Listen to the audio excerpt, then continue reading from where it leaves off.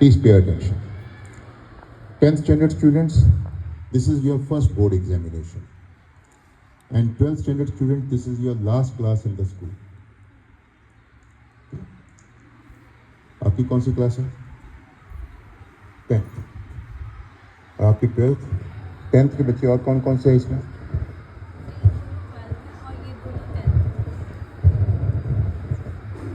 ठीक है.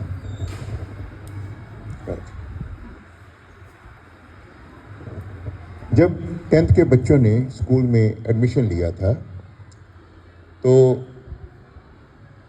उनको ये पता चला कि ये स्कूल ICSE स्कूल है, तो यहाँ पे हमें पढ़ाई करना है।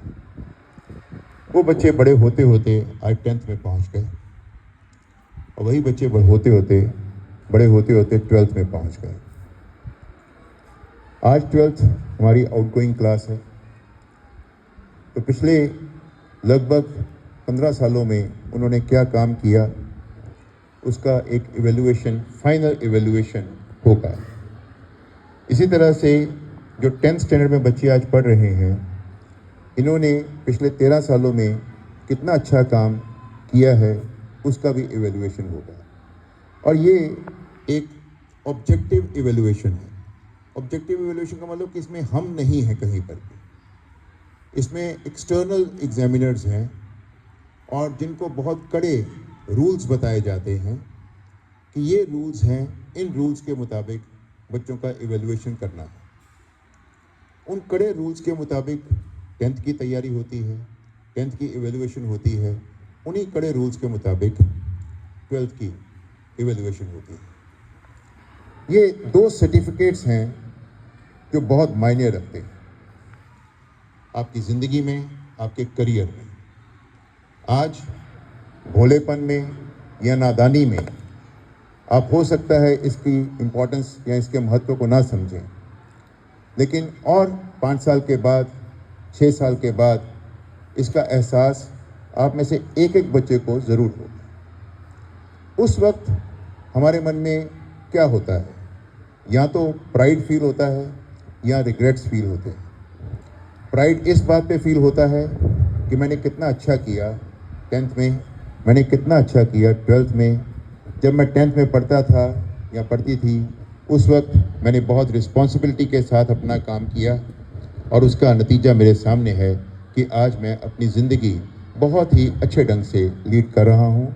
मेरे सामने बहुत सारे एवेन्यूज़ हैं अपनी ज़िंदगी को और ज़्यादा संवारने के लिए। इंसान सारी उम्र अपनी ज़िंदगी को संवारता है, तो वो एवेन्यूज़ अपने आप को संवारने के उसी को मिलते हैं जिसका बेस, जिसकी रूट्स स्ट्रॉन्ग हो। तो ये 10th और 12th आपकी रूट्स हैं। इन रूट्स को अगर हमने कमज़ोर कर दिया तो आने वाले समय में कोई भी ताकत इन रूट्स को स्ट्रॉन्ग नहीं कर पाएगी। अभी समय है। अगर किसी से 10th में गलती हो गई, आज वो 12th में है, तो रूट्स तो कमज़ोर उसने कर ली हैं, लेकिन समय है। अगर वो रूट्स को स्ट्रेंथन करना चाहे तो वो कर सकता है। लेकिन 10th में इन रूट्स को स्ट्रॉन्ग करना लाजमी है। तो आप वो गलती ना करें जो कि हो सकता है कि 12th के बच्चों में से किसी ने की हो। राइट? अभी समय आपके साथ है, आपके पास है, तो उस समय को बिल्कुल भी बर्बाद हमने नहीं करना है।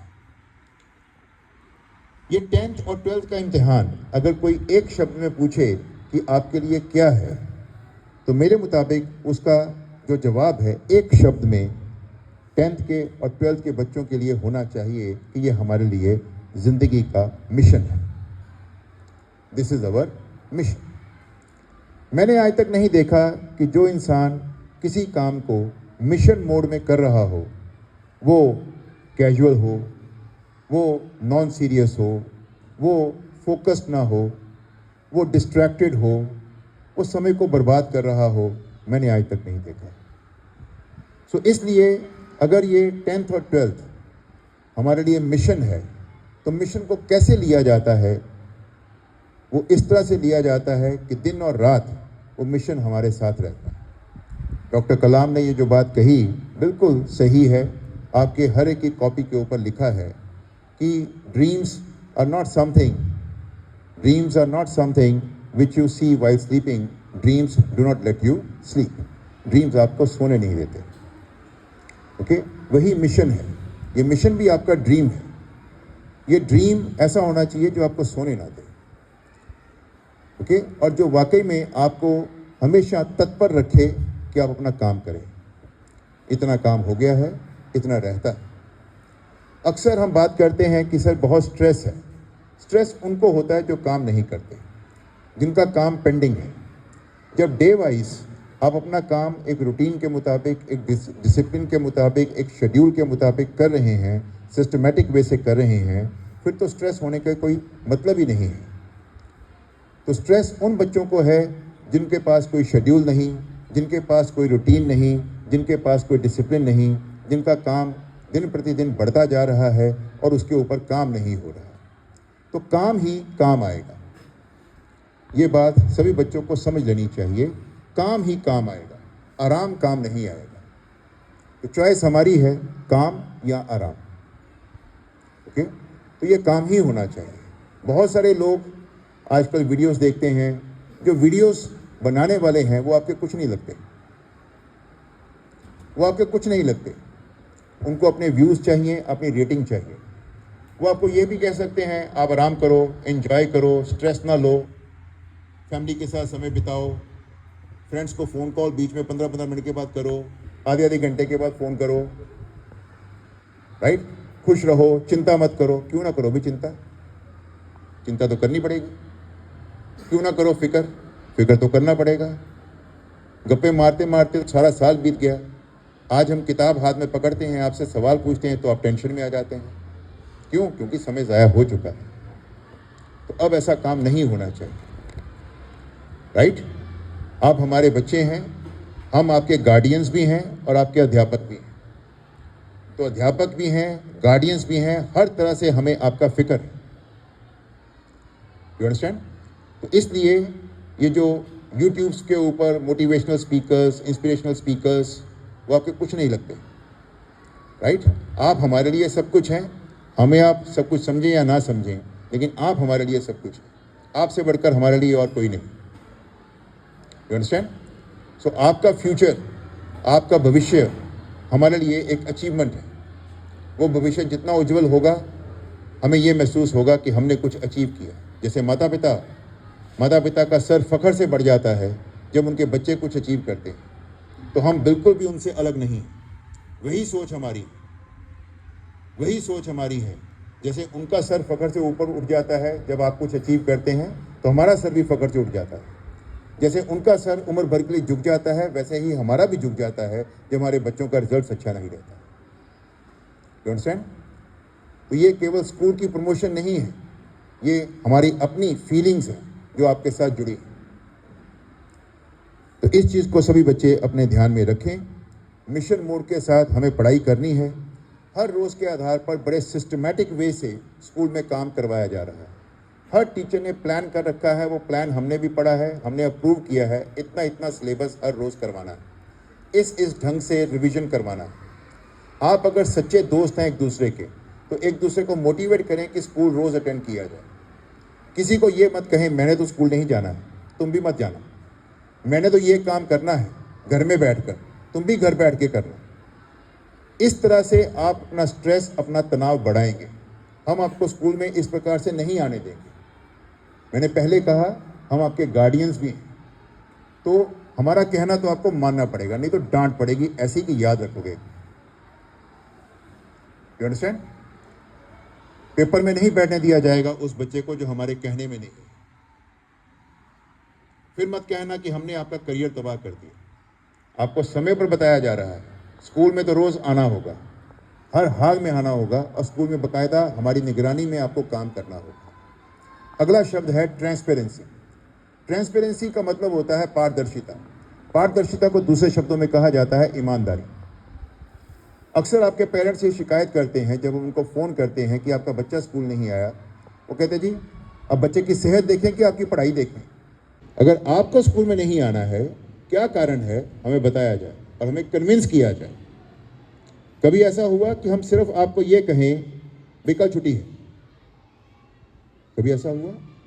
उसका बाकायदा कारण आपको पता होता है कि नहीं पता होता है कि छुट्टी क्यों है और आगे कब आना है। कोई मैसेज ऐसे बता दें जिसमें यह ना बताया हो कि आगे कब आना है। बताया जाता है आगे कब आना है, कितने बजे आना है, कितने घंटों के लिए आना है, सब कुछ आपको बताया जाता है। तो इसी तरह से अगर आप नहीं आ रहे, कोई रीज़न है तो हमें बताया जाए और हमें कन्विंस किया जाए, हमारे पास एविडेंस होना चाहिए कि आप इस कारण करके नहीं आ रहे। राइट, दिस इज कॉल्ड पारदर्शिता, दिस इज कॉल्ड ऑनेस्टी। पारदर्शिता को दूसरे शब्दों में ऑनेस्टी कहा जाता है। तो वो ऑनेस्टी होनी चाहिए हमारे अंदर के नहीं होनी चाहिए। इसमें भी डॉक्टर कलाम ने कहा है, if you have honesty nothing else matters, if you don't have honesty nothing else matters. अगर ईमानदारी है तो और किसी ताकत की ज़रूरत नहीं, और अगर ईमानदारी नहीं है तो जितनी मर्जी ताकतें अपने अंदर पालो, कोई फ़ायदा नहीं होगा। ईमानदारी बहुत ज़रूरी है। Transparency is very important. Okay, आपकी हेल्थ ठीक नहीं है, स्कूल को इन्फॉर्म करें। आप भी ठीक नहीं है, कंफर्टेबल, आपकी हेल्थ ठीक नहीं है, स्कूल को इन्फॉर्म करें, क्या प्रॉब्लम हुई उसके बारे में जानकारी दें और अच्छे डॉक्टर्स को दिखाएं। आपकी हेल्थ का आपको ध्यान बहुत अच्छे ढंग से रखना चाहिए। इसलिए स्कूल हमेशा कहता है कि अगर 10th और 12th का बच्चा बीमार है तो किसी MBBS डॉक्टर को दिखाएं, पहले देखें उसके बोर्ड पे लिखा हुआ है MBBS। You understand? ऐसे डॉक्टर्स के पास जाएं ताकि आपका इलाज अगर हो तो एक सिस्टम के मुताबिक हो, सही ढंग से आपका इलाज हो। हेल्थ के ऊपर कोई समझौता नहीं होना चाहिए। राइट, तो MBBS डॉक्टर को दिखाओ, हमें बताओ कि सर हमने इस डॉक्टर को दिखाया। स्कूल कुछ नहीं कहेगा आपको, स्कूल को आपके हेल्थ की आपसे ज़्यादा चिंता है। तभी आपको यूनिफॉर्म के बारे में कहा जाता है, प्रॉपर यूनिफॉर्म पहन के आएँ, स्वेटर्स पहन के आएँ, कैप्स पहन कर आएँ, अपने आप को अच्छी तरह से कवर करके आएँ। क्यों कहा जाता है? आपकी हेल्थ की फिक्र इसलिए कहा जाता है ना। आप टिफिन प्रॉपर लेकर आएँ, घर से नाश्ता करके आएँ। You understand? अगर आपको यहाँ पर आने के लिए कहा जाता है, आपके वेलफेयर के लिए कहा जाता है। तो मिशन स्कूल में आना है, तैयारी करके आना है। क्या पढ़ना है आज आपको पहले पता होना चाहिए। जो काम मिला है वो घर जाके फिर से पढ़ना है, और आगे जो पढ़ना है वो घर से पढ़ के आना है। तो इस तरह से स्कूल आने से पहले भी तैयारी, स्कूल में भी तैयारी, और यहाँ से घर जाने के बाद फिर से तैयारी उस काम की जो आपको मिला है। राइट, स्कूल पूरी कोशिश करेगा स्कूल में आपका समय बिल्कुल ज़ाया ना हो। अंडरस्टूड? ओके, तो मैं उम्मीद करता हूँ कि हमारे सारे बच्चे स्कूल में रेगुलर रहेंगे, स्कूल के कहने में रहेंगे, ताकि किसी के ऊपर हमें कोई किसी प्रकार की सख्ती ना करनी पड़े। अंडरस्टूड? ठीक है, अपना ध्यान रखें, बहुत अच्छी तरह से ध्यान रखें, अपने समय का ज़रूर ध्यान रखें, हेल्थ का और समय का बहुत ज़्यादा ध्यान रखें। ना तो हेल्थ के ऊपर कोई समझौता करें, ना समय के ऊपर कोई समझौता करें। समय भी बर्बाद नहीं होना चाहिए और हेल्थ के ऊपर भी कॉम्प्रोमाइज़ नहीं होना चाहिए। Understood? Take good care of yourself. All the best. Thank you.